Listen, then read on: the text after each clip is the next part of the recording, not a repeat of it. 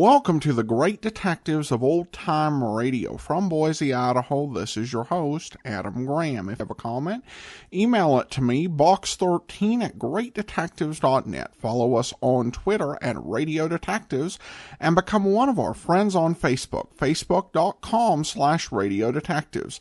Today's program is brought to you by the financial support of our listeners.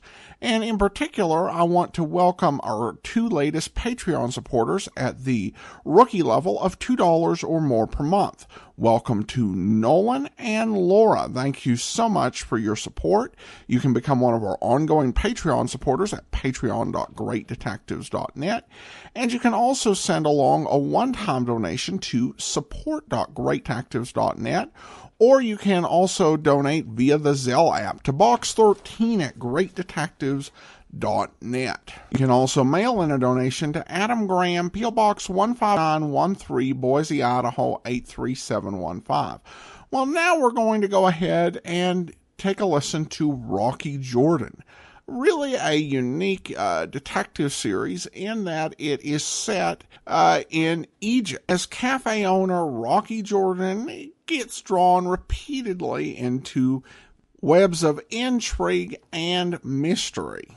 The series had more authenticity than you would often expect of a foreign location, with some research being done, much of it coming out of the Army's pocket manual to Egypt, pocket guide to Egypt. The series stars Jack Moyles, who we have heard a lot, but usually in a supporting role. In fact, it'd be safe to say that outside of Rocky Jordan and another series, Douglas of the World, which is a bit more obscure, his work really was just character work, except for this success of a series where he played the leading role in Rocky Jordan for a couple years, and even before that. But we'll talk about that a bit after today's episode. So let's go ahead and get into the first episode of Rocky Jordan.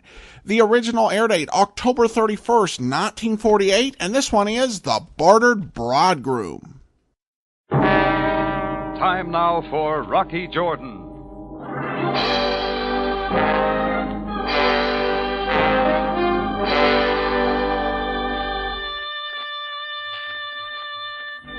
It was a hot afternoon in Cairo when she walked into the Café Tambourine. She was beautiful, but there was something else. Something so wrong with the picture that I couldn't take my eyes off her. It wasn't the blonde hair piled on top of her head or the dress that clung to her like a football player covering a fumble, nor even the set expression on her face. But when she stopped in front of me, I knew what it was. She was all woman, but not an inch under 6'4".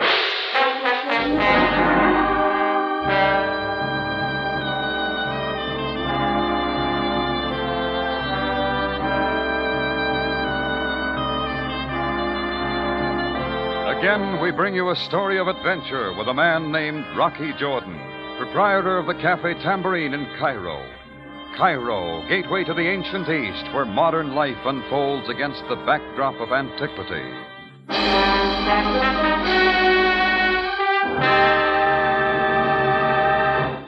Tonight's story, The Bartered Bridegroom.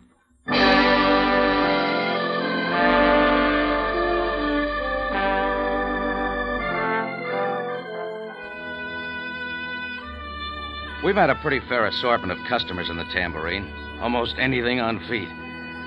But when I looked up into that icy-faced 6'4" of blonde female, I knew we had our first Amazon. You're ready, Mr. Jordan? Ready? You're wasting time, Jordan. I didn't catch the name. Lily Caroff. You're being rude. The face is familiar. Maybe we met in Istanbul. No, Jordan. Alexandria, maybe? The arrangements are made. You're stalling. Look, suppose we take it from the top of the page, Miss Caro. Naturally, you're interested in the money. This, too, has been taken care of. Now about the ceremony. Ceremony? The wedding. Be there in an hour. Oh, sure. I'll be there in plenty of time. I'm a great believer in weddings. Oh, by the way, who's getting married? I am, Mr. Jordan. To you. Maybe we'd better go into my office. That will not be necessary. Timmy Rogers has made all the arrangements. Timmy Rogers? Now, I know we'd better go into the office.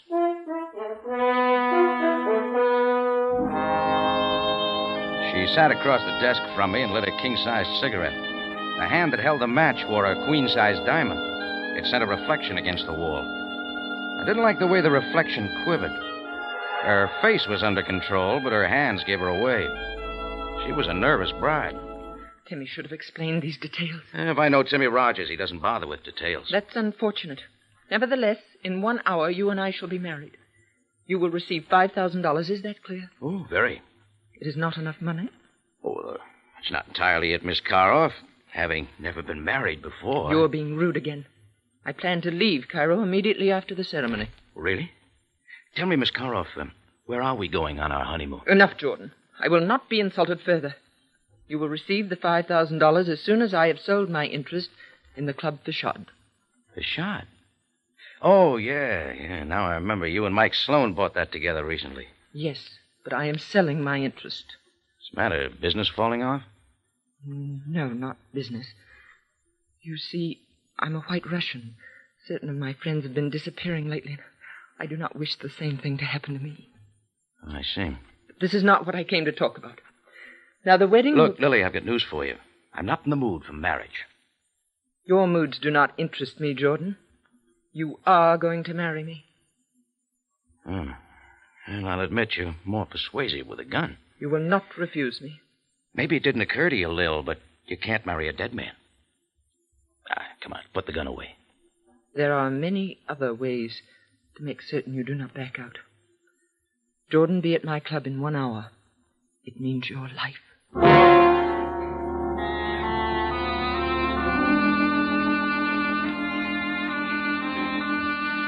She moved out of the office as silently as an Arab folding his tent. I followed her out in time to see her climb into a black sedan 2 feet shorter than the Queen Mary. It faded off into the crowded street. I stood there trying to figure out where I could rent a tux cheap when a hand thumped against my back. I turned to see a watered-down version of Tyrone Power, all of 5'5" in his elevated shoes. It was none other than the little fixer himself, Timmy Rogers. Rocky, old kid, I just saw her leaving. Congratulations, kid. This makes my day complete. I'm so happy for you, kid. You'll make a lovely bridegroom. Slow down, kid. You're drooling on my wedding suit. What a woman. You're a picker, Jordan, if I ever saw one. Aren't you forgetting one little item? You picked her, not me. A mere formality. Greatest girl this side of Minsk. Well, at least the biggest. But, Rock, kid, for $2,000, how can you miss?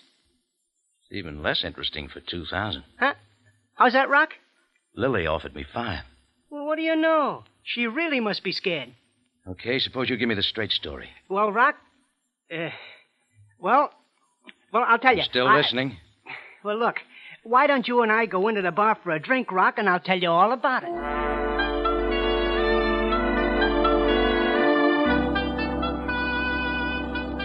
I followed the little man into the bar. We pulled up on a couple of empty stools by the open front door. Timmy Rogers rubbed his hands, licked his lips, and ordered a double orange blossom.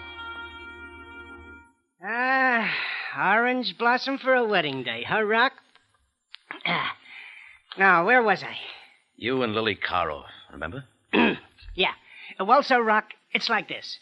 Lil has a few roulette wheels out in the back room of her joint, as you know. The other night, I ran into as tough a streak of luck as has been seen in Cairo since Happy Harper was picked up for trying to sell some tourists the Sphinx. How much? How much? How much? Well, I dropped $5,000, which it just so happens I couldn't cover at the bank. Mm-hmm. So then came Lily. Yeah. Lily made me a proposition. She'll forget the $5,000 if I marry her. Sure. But it turns out she's looking for an American. She wants a ticket to the USA. Oh, that pitch, huh? Well, can't say that I blame her, Rock. Things can get pretty rough around Cairo for the wrong... Hey, hold it. Huh? That guy's been staring at me too long. Standing there in the open doorway was a brown suit full of balloon-shaped Egyptian. His eyes didn't leave my face as he hooked his cane over one arm and smoothed his white gloves with his hand. He tipped the brown bowler on his fat head and waddled toward me. You are Mr. Rocky Jordan? Yeah? I am Mahmoud Pasha. My card. Well, what's on your mind? I will not waste time. Mr. Jordan, regarding your coming marriage to Miss Lily Karoff. Oh, I suppose you're the bride's father. Indeed, I am not. My affection for Miss Karoff is not paternal. I have come to offer you $10,000 if you do not go through with this wedding. 10? Wow, it's the best offer I've had all day. In cash, Mr. Jordan. If it makes you feel any better, Pasha, you can forget...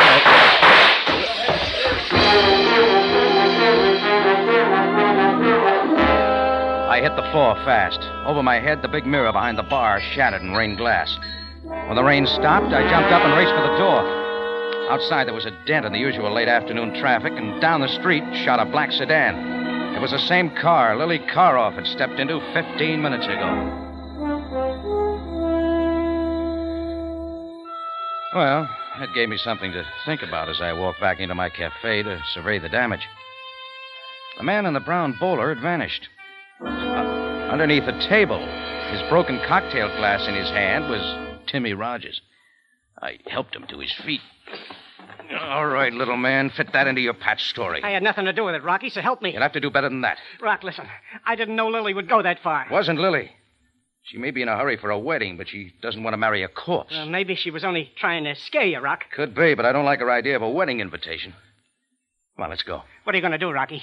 I'm going to pay my respects to the bride.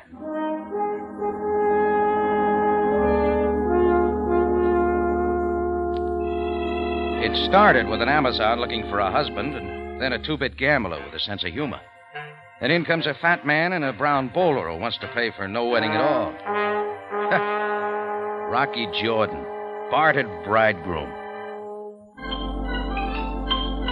I shoved Timmy Rogers into a cab and hopped in behind him. I gave the cabbie the address, Club Facade. 10 minutes later, we pulled up in front of a big streamlined white building. I paid the driver, and we got out. The sign on the door said not open until 7 o'clock. Sometimes you can't believe in signs. Coming down the corridor was a slim, touched character named Mike Sloan, manager and co-owner of the Club Facade. A nasty smile cracked his face. Oh, I'd seen Sloan kicking around Cairo before, and I didn't like him. I like him even less now. Well, Rocky Jordan, congratulations. Listen, Sloan, I didn't come here for... Oh, now, don't bother to explain, Jordan. I understand. You, got our wedding invitation? Oh, sure. The bride wore a 38. Lily is sometimes a little impulsive, Jordan. After all, no one was hurt. But you'll get a bill for that mirror. We're ready for the wedding. You're wasting time. It's off, Sloan.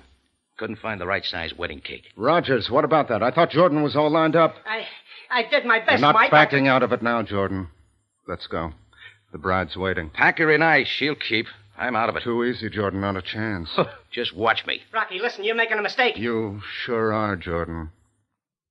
Oh, I see. It's going to be one of those shotgun affairs, huh? Oh, well. I wouldn't want to have to kill you. This way, Jordan. The gun in Mike Sloan's hand didn't move. It buried itself into the middle of my spine. Timmy Rogers wrung his hands and trailed along behind us. Sloan walked me down a thick carpeted corridor, and we turned left into the main office of the Club Facade. The blinds were drawn. Sloan slammed the door behind us. Coming toward me from the other side of the room was Lily Karoff, with gold earrings swinging like pendants. She was poured into a glaring red dress that revealed an awful lot of the new look. Well, Jordan, I see you couldn't pass up the money. Tell your boy Sloan to get the gun out of my back, and I'll show you how fast I can pass it up. Mike, is everything prepared? Ready and waiting, Lily. In fact... Lily, my flower.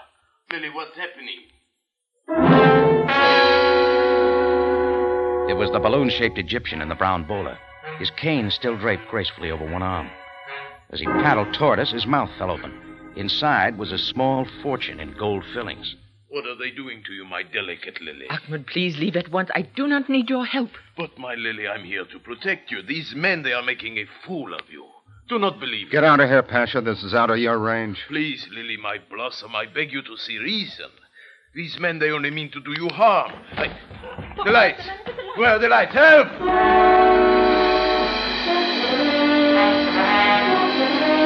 The room was a pool of black ink. I dived for the spot where Sloan had stood with the gun. I felt hot air on my neck and turned. The carpet came up and made a fuzzy pillow for my cheek as everything folded into a nightmare of spinning rooms. And somewhere off in the distance, I heard the toll of wedding bells.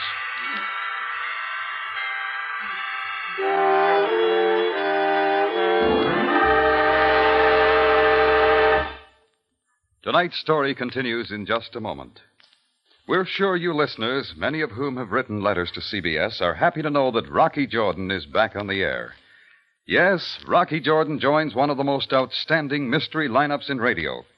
Over your CBS station every Sunday night, you'll hear not only Rocky Jordan, but Sam Spade, Dashiell Hammett's great private eye, and The Whistler, one of the most popular shows on the air. Remember, this half hour each Sunday evening will be the time for Rocky Jordan. Now, back to tonight's story, The Bartered Bridegroom.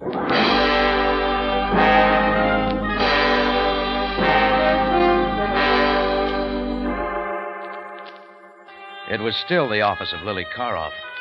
I opened my eyes into a stream of water cascading down my nose. It was coming from a big white pitcher. Holding the pitcher was Sam Sabaya, captain, Cairo Police. Well, Jordan. You know, Jordan, on you, this carpet looks very good. I wish I could say the same thing for my head. Oh, what happened, Sam? Nothing unusual for you, Jordan. Only murder. Look, beside you. Lily? Miss Lily Karoff, quite dead. Like a model for a detective magazine cover. Only she is not posing, Jordan. Okay, Sam. Am I booked? Not yet, Jordan. Not yet.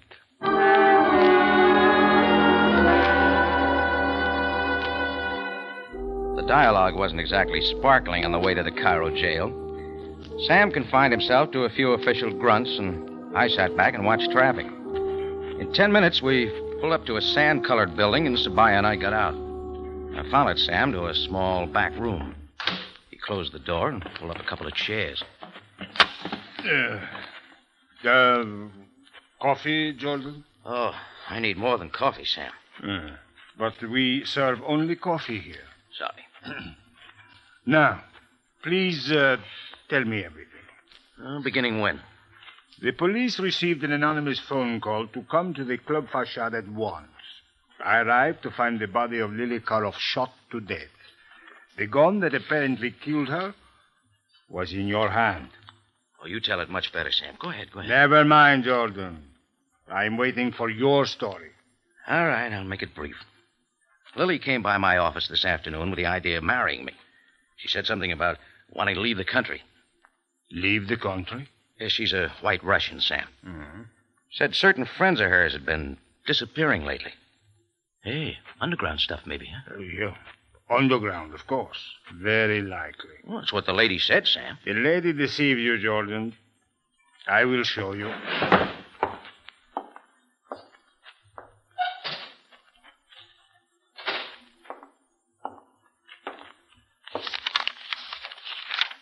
Now, here we are. A complete report on any and all underground activities in Cairo in the past year. Look, not one case of unexplained disappearance, as you call it. Well, Sam, a good job wouldn't leave a case history for the police. Jordan, I'm afraid you have been taken in by this fantastic story. Live and learn. Well, anyway, after Lily, my next caller was Timmy Rogers. He's a small-time gambler. He gave Lily the idea about marrying me. Go on. Then a short, fat man in a brown bowler shows up. Lily's stage door Johnny. He tries to buy me out of the marriage. Jordan, I'm trying very hard to believe you. So then Mike Sloan, one of Lily's boys, shot up my place just so I wouldn't forget. It's my wedding day. All right, I went to Lily's to set everybody straight, and that's where you found me. Jordan, what about this man in the brown bowler? His name is Ahmed Pasha. You got anything on him, Sam? Certainly, Jordan. Ahmud Pasha happens to be one of the richest men in Cairo. Yeah, but... And the most respected.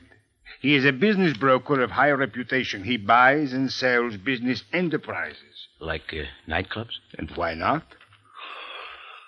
Jordan, you are beginning to waste my time. It is not likely that you killed Lily and then struck yourself on the head. Therefore, I shall release you with the usual warning. Jordan, do not... Oh, not again, Sam. I've heard that speech before. No, I'm not leaving Cairo. I like it here.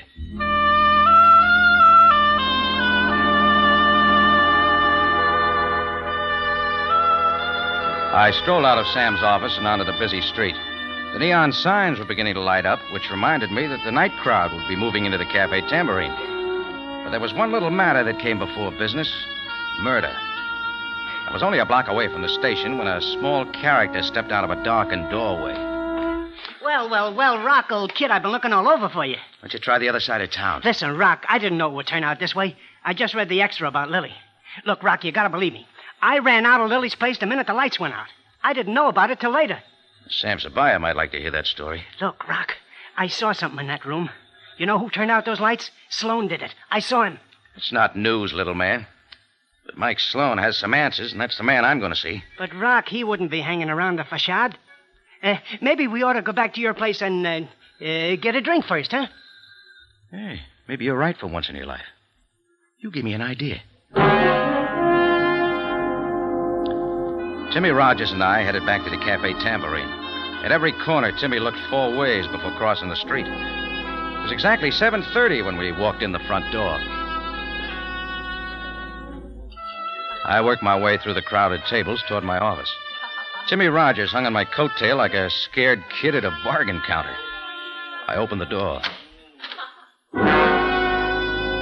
Just as the books were beginning to balance, I knew I had to throw them all out of the window. Sitting behind my desk was the man I was looking for, Mike Sloan. He was dead. 3 holes neatly punctured the starched white shirt front of his tuxedo. Rocky, is he dead? Shut the door. Rock, what's that? It's a calling card. Sloan had it crumpled in his hand. Gee, Rock, let me see it. Yeah, not so fast. Here. What? There's nothing on it. Just a dirty orange spot. Try turning it over, Timmy. Makes more sense that way. Rock, it says Ahmad Pasha. You guessed it. It's his calling card. Then that means Ahmad Pasha left it there? Oh, not likely. Maybe Sloan was trying to tell us something. You're right, Rocky. Sure. Ahmad Pasha was in love with Lily and she wouldn't have him. So when he couldn't stop the wedding, he killed her. And Sloan saw him do it. It fits that way. And maybe it does, Rocky. What are you going to do now? Find Ahmad Pasha. Well, I don't know, Rocky. The Pasha didn't strike me as that kind of a guy. Maybe we're jumping to conclusions, Rocky, huh? Maybe not. Well, I don't know. That isn't much proof. Ahmad Pasha just doesn't look like the kind of person who would commit murder. Are you going to call Sabaya? Yeah, later. There's one other call I'm going to make first. Where's that, Rock? The card says office number 17 Kadru Street. Well, pretty late for calling at Pasha's office, isn't it, Rock? Oh, just a hunch, that's all. Oh, coming with me? Yeah, well, okay, Rocky. I guess so.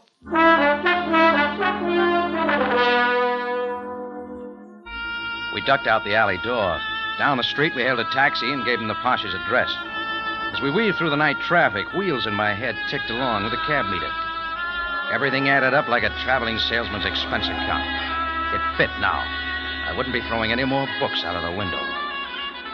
There was a light in the office front as the cab pulled over to the curb.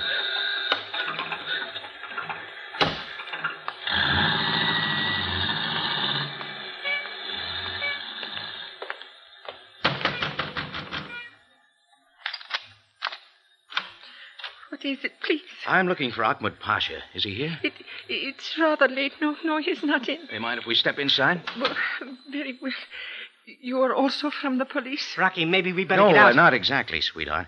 Ahmad Pasha left a calling card at my place. I'm returning the call. Then you are not the police? No. When were the The police here? A while ago, I don't remember. Please, Ahmed Pasha is not here. I cannot help you. I have not seen him all afternoon. Oh, just calm down. We'll make this short. Please don't ask me any more questions. It is time to close the office. I must go home. One thing more. Any idea where we could find him? Perhaps at his hotel. That is all I know. Oh, yeah, the Parner. No. The Hotel Shepherd. Room 614. Oh, yeah. Yeah, sure, that's it. Sorry to bother you.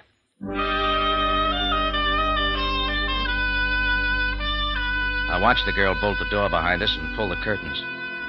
So Sam Sabaya had paid his respects to the Pasha after all. Didn't look like his luck was any better than mine. Timmy Rogers had something in his mind. It's this way, Rock. The Pasha shows up in your cafe and I get shot at. Then he comes to the wedding and Lily gets killed. You know, Rock, I don't think I'm in a hurry to meet that Pasha again. See what you mean. Look, Rock, why not let Sabaya handle it? If you go up there to Ahmed Pasha's hotel, you don't know what might happen. Timmy, I think you got something there.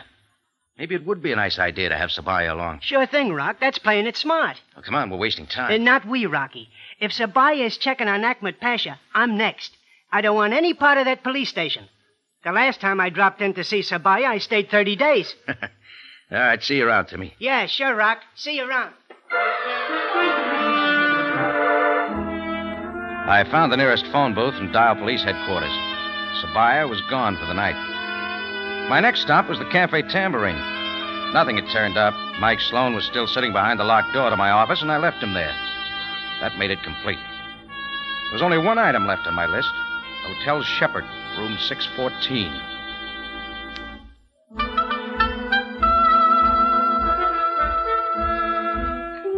The lobby of the Shepherd was teeming with a tourist trade. I strolled over to the main desk and waited for a pith-helmeted Englishman to collect his mail. Then I moved in. Rocky Jordan. I say, it's good to see you again. Where you been? Oh, usual places, Archie. Ah, what's on your mind, Rocky? Archie, you got a small favor. Oh, Rocky, the last favor you asked of me almost cost me my position here. Oh, sorry to hear it. This one's going to be easy. Oh, yes? What is it? I want the key to room 614. Really? Oh, now, Rocky. Oh, there you go again. Oh, this is important, Archie. Oh, I can't do it, Rocky. Sorry. I'd really be discharged doing a trick like that. Besides, that's Ahmed Pasha's room. Don't you know that? Why, he's a permanent guest Look, here. Archie, I said it was important. Oh, well, I'd like to, Rocky, but you know... Thanks, Archie. I knew you'd help me out. Archie's a real friend. He made like he didn't even know I'd slipped him the 10 spot when he handed me the key. Being in Shepherd's was like old home week. When the little numbers on the door said 614, I stopped. This was the end of the line. I put the key in the lock. I gave the doorknob a quick turn, kicked the door open, and dived for the floor inside. When the shooting stopped, I reached back with my foot and kicked the door closed. In the thick darkness, I started crawling for the spot the shots had come from. I figured he wouldn't move, but I was wrong. I met him halfway. He didn't have time to shoot again.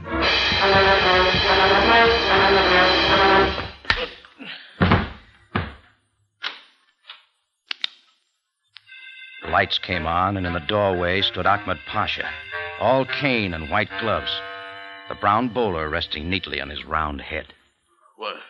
What is the meaning of this? Well, right on time for the shooting. Maybe you'd like to meet the man who murdered Lily Karoff. Take a look. Why, That's right. The little fixer himself, Timmy Rogers.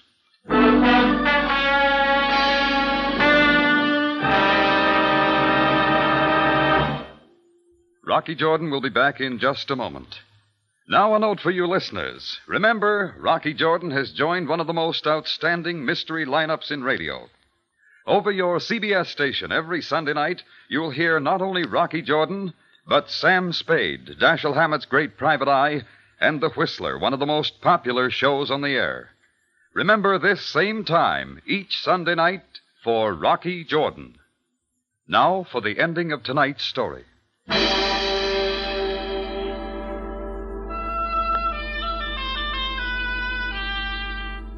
It was after midnight before Sam Sabaya and I could settle down back in my office at the Café Tambourine. They had taken Sloan's body away, and as usual, Sam wanted details. Now, Jordan, about the Pasha's calling card. I found Sloan dead with a card in his hand. It was Ahmed Pasha's, all right, but on the back there was an orange spot. The Pasha's too neat a guy to be passing out soiled calling cards. Besides, the color of the spot struck me. Where would you pick up an orange spot? Well, I haven't the slightest idea. That's because you don't drink, Sam. Ever hear of a cocktail called an orange blossom? They're real fancy things, made with orange sherbet and gin. What has this orange blossom to do with the calling card? Timmy Rogers was drinking one this afternoon when my bar got shot up. He must have picked up Pasha's card off the bar after the shooting. What he didn't notice was that a little of his own drink had spilled on it. Then he deliberately left the card in Mike Sloan's hand after killing him. Sure. Timmy had it all set for Ahmed Pasha, till I made him think Pasha knew something. That's when he got scared. He waited for Pasha in his hotel room, and when I came in, well, you know the rest. He fired at a swinging door. So Timmy killed Lily and then Mike because Mike had seen him do it. Now, the whole scheme was simple, Sam. It was Timmy's idea to set up the phony White Russian scare. That was to get Lily out of town so he and Mike could take over a money-making nightclub. They were going to buy her out for almost nothing. And at the same time, Timmy could square the $5,000 he owed the club. A good scheme it was, too, Jordan. Except that Timmy Rogers lost his head and killed Lily when Ahmed Pasha threatened to expose them. Ahmed Pasha must have loved Lily very much, Jordan. Lily. His little flower, Do not make fun of his love, Jordan. Love is a serious business. I guess I wouldn't know, Sam. I guess I wouldn't know.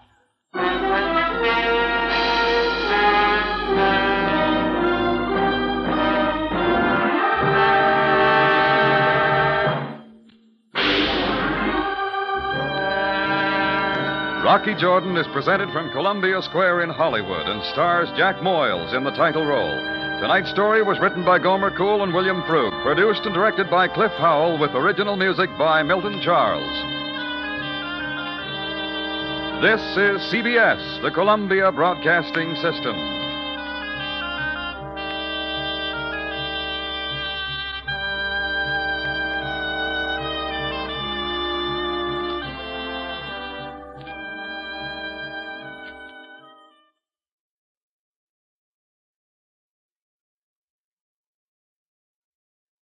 Welcome back. This was one of those episodes where I think there was a great setup and just a lot of intrigue, kind of this hard-boiled feel to the whole situation. To me, it was obvious at the end of the episode who had done it, just because only two people were left and one person was being implicated, which generally in mystery shows indicates that the other person did it.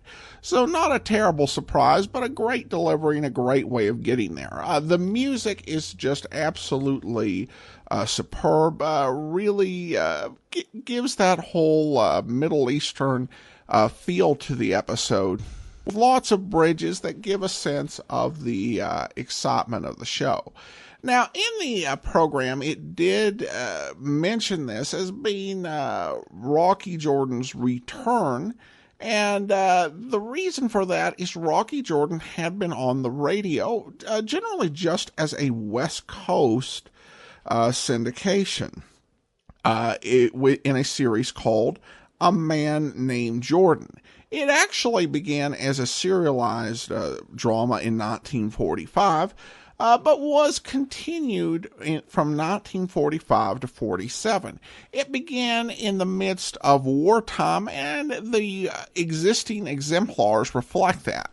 Unfortunately, we don't have enough episodes of A Man Named Jordan, the serialized versions, to make up a full story. We have two episodes from scattered points in the program's run, so you can't really connect them together, and there are none of the half-hour episodes that survive. However, to give you a feel for what the A Man Named Jordan was like, let's go ahead and take a listen to this episode from February 28th, 1945. Again, we're not going to get a complete plot, but we'll get a feel for what this program was like. Let's take a listen. In those places in this world where intrigue and danger go hand in hand, where death and disaster are the rewards of weakness, in such places will be found A Man Named Jordan.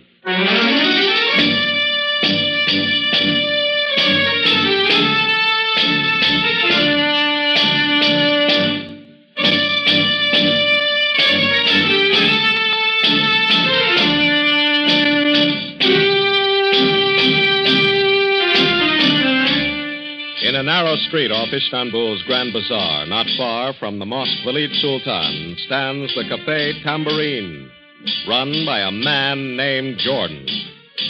The Café Tambourine, clouded with the smoke of Oriental tobaccos, crowded with humanity, alive with the babble of many languages.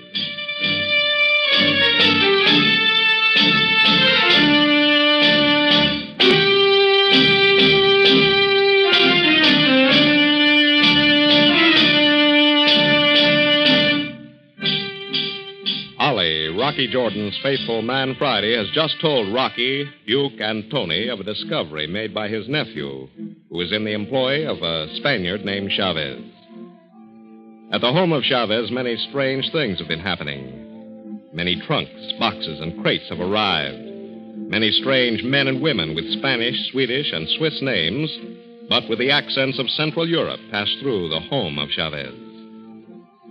Ollie's nephew reports that the boxes which arrive, labeled merchandise, contain money, gold, precious stones, art objects, things of great value, which are hidden in the basement. Rocky, intrigued by the possibilities of profit in this information, shows interest in further investigation. His theory is that Mr. Chavez has established a station for escaping Nazi war criminals. When the others leave, Rocky drifts down into the cafe. And when he sees an old acquaintance, an international crook rejoicing in the name of Triflis, he walks over to his table and says, Hello, Triflis. How's Tricks?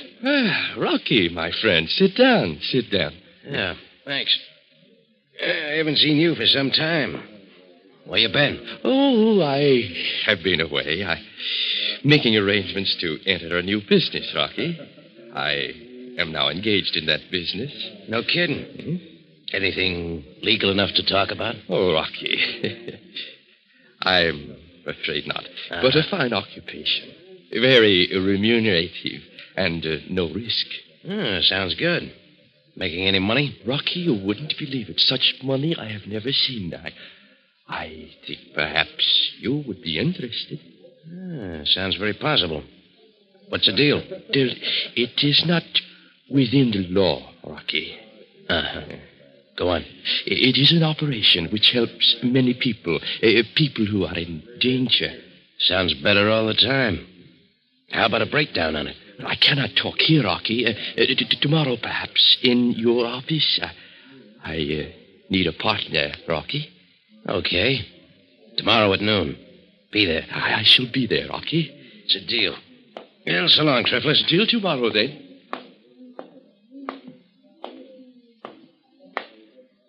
Hey, what's that big smile on your kisser for, Rocky?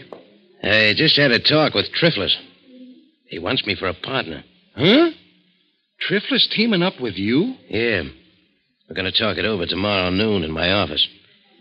And if he's mixed up in the deal I think he is, he's going to be mighty useful, Duke. He's my pigeon. Anything you can tell me about? Guess I can tell you what I think. Oh, brother, I'm weary. Let's sit down over here and have a beer before we turn in, shall we? Sounds good to me. Oh, Hakim, draw two, will you? Yes, Effendi. Boss, you look tired enough to call it a day. Why don't you turn in? I'm going to in just a few minutes. Just want to relax a little bit before I hit the pad. You know, Duke, I think our little chum Triflis is going to be a great help to us. Yeah.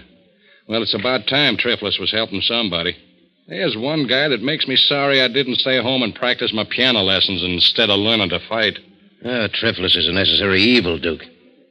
If it wasn't for people like him figuring out strange ways of making a dishonest dollar, we wouldn't have much fun. Yeah, maybe you're right, Rocky. Sure, I love guys like Triflis. They think they're so clever that it's like shooting fish to outsmart them. What's the angle, boss? What's Triflis cooking up now? Well, I tell you, Duke, Since Turkey has declared war on Germany, there's a lot of embarrassment in certain circles. Know what I mean? Yeah. This ain't a neutral country no more. And they're going to round up all the crowds, huh? Yeah, and the Japs. Now, the Japs are just plain out of luck because a Jap's a Jap. But the Heinies are in a little better shape if they can get their hands on a phony passport. Ah, that what Triflis is up to? Sounds like it to me. Yeah, it all adds up, Duke. The dope we've got in this house where Ollie's nephew works, the whole thing. Nobody expected Turkey to declare war. The Germans who can get out of Germany, the rankers in the Nazi party, they've been shipping their money and their valuables into Turkey for months, waiting for the day when they have to change their names and their nationalities to beat the war guilt trials and the confiscation of the piles of dough they've stolen from the little people in Germany. Great little group, Duke. Fine little gang. Yeah. We're going to take a shot at getting them, huh, Rocky? Can you think of any more pleasant work? No. Sounds like a job that could be enjoyed. You know, Duke, these guys we're fighting here in Istanbul, they're the real heels in this war. They're the guys that stood on balconies and shouted their lungs out, selling a lot of dummies on the fact that they were members of a master race. They're the guys that gave the orders to wipe out the population of towns like, Lidice in Czechoslovakia. The guys that robbed the churches and looted the towns in every country the Huns occupied. Yeah, and now they're going to try to get away with it. Yeah. Now, while Hitler chews the carpet and orders the soldiers and the square-headed civilians to die defending their homes and their fields, these big shots are taking a powder. They know they're whipped. They know they're slated for a blank wall and a firing squad. Well, some of them will get away with it, but we'll take care of a few, huh?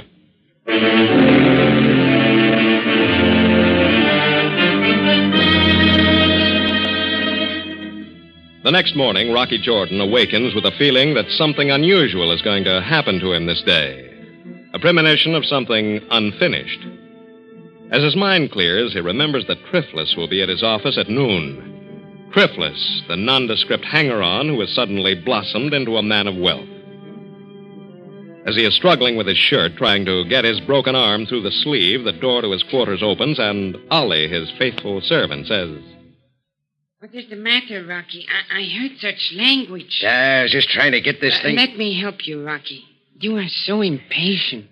A great big boy like me having to be dressed. Rocky, you cannot get that arm through your sleeve with the bandages on it. It's too big. Yeah, we'll slip the sleeve then. Yes, Rocky, I will. Yeah, that does it. Rocky, my nephew, the one I told you about, the one who's working as a houseboy for Senor Chavez. Yeah? He'll be here in an hour. You said you wanted to talk with him. Yeah, that's right, I do. He is most anxious to talk with you. I hope it is not too early, Rocky. Yeah, look, hand me that brown knitted tie there, will you? Yes, Rocky. Shall I tie it for you? Yeah. Gosh, I didn't know how much I used that left arm of mine.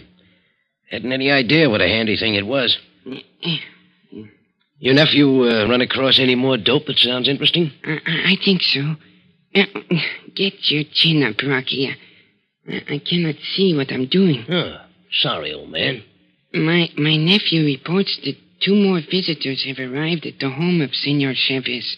They arrived at dawn. Come on. That tie must be all right.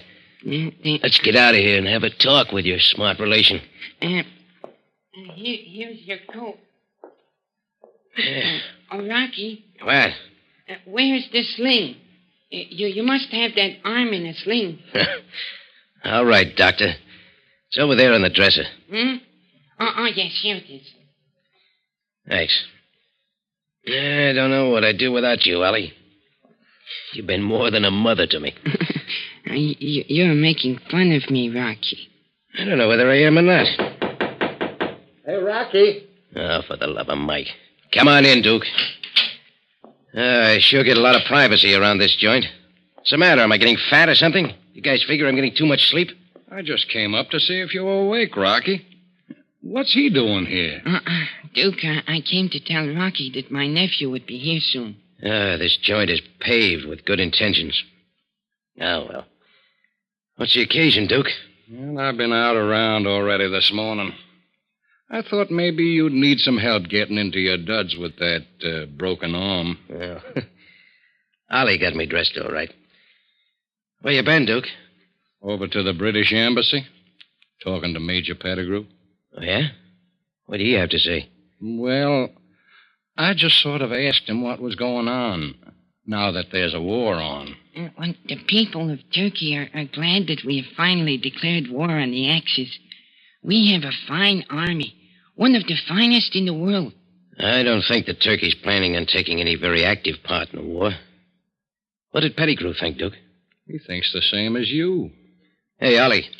How about running downstairs and having the kitchen send up a little breakfast, huh? Yes. You had breakfast, Duke? Yeah, I had one early, but I'm ready for another one. I had mine. Shall I have 2 breakfasts sent up, Rocky? Yeah, that's right. Bacon and eggs, over easy. And whatever else they have. But quick. Right away, Rocky. As soon as I get that done, I shall go get my nephew and bring him here.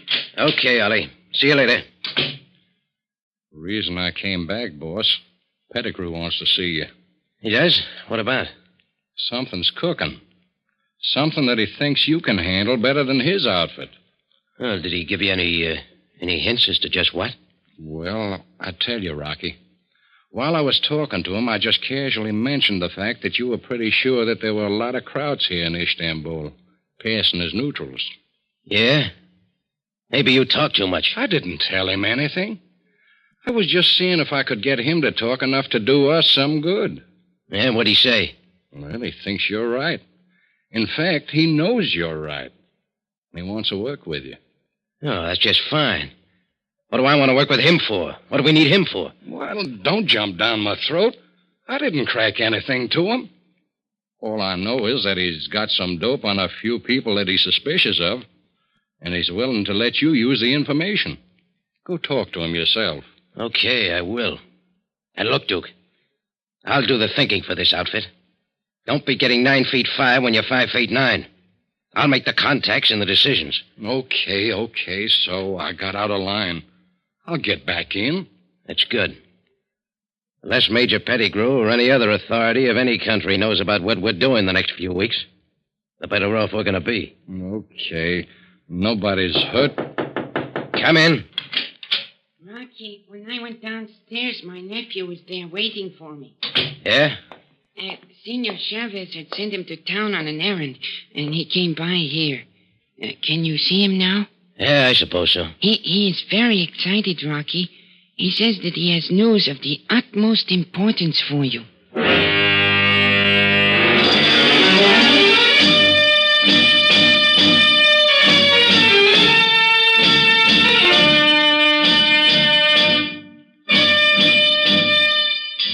These are exciting days in Istanbul and at the Café Tambourine.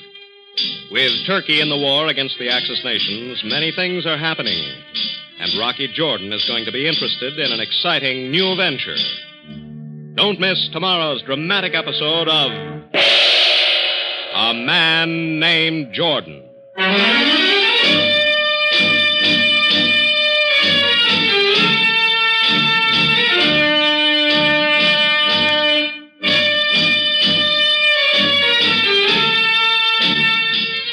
A Man Named Jordan is written and directed by Ray Buffum and is presented every day, Monday through Friday, at this same time. This is CBS, the Columbia Broadcasting System.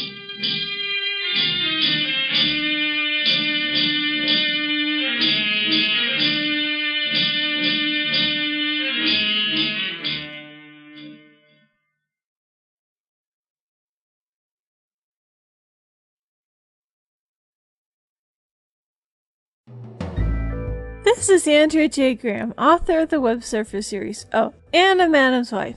You're listening to the Great Detectives of Old Time Radio.